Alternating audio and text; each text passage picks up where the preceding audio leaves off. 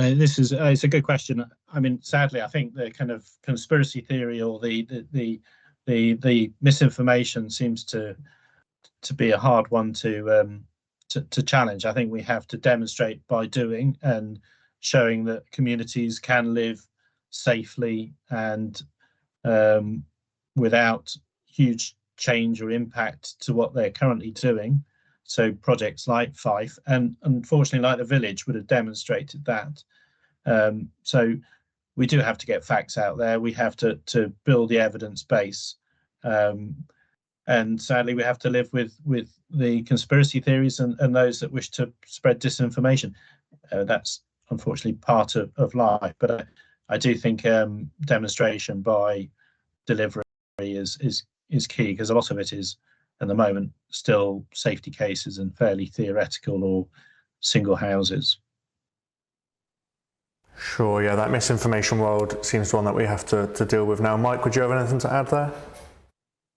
The hydrogen industry has been around for a lot of years, and yes, there's these new applications that we're using, but we have a lot of experience, in particular leveraging experience from a lot of the industrial gas companies and them operating these systems at scales and transporting this product. You know, there's a lot of lessons learned there that can be shared with communities, that can be shared on individual projects. It's a matter of aggregating and getting that information out.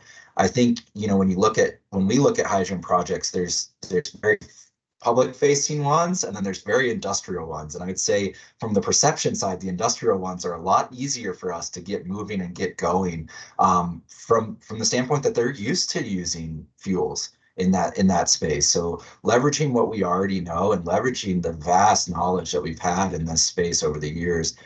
You know, maybe we're at smaller scales, maybe we're getting into residential or transport sectors that aren't used to this fuel, but we do have a lot of experience. We have to build on that knowledge and say, you know, we know it can be done safely, and here's how.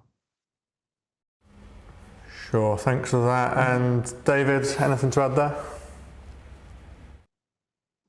I think, as you say, it's an ongoing process of the fact we need to find a better way to share information and knowledge and wider education. It's hard to specifically address negative points. I think the danger is you end up escalating the conversations around the negatives associated with it rather than the positives. And I think we saw with that survey, there's still lots of positives of energy and renewables, etc., that are out there in the messaging. So we have to talk up the benefits as well. I think we could get lost down a rabbit hole if we're not too careful around some of the safety topics.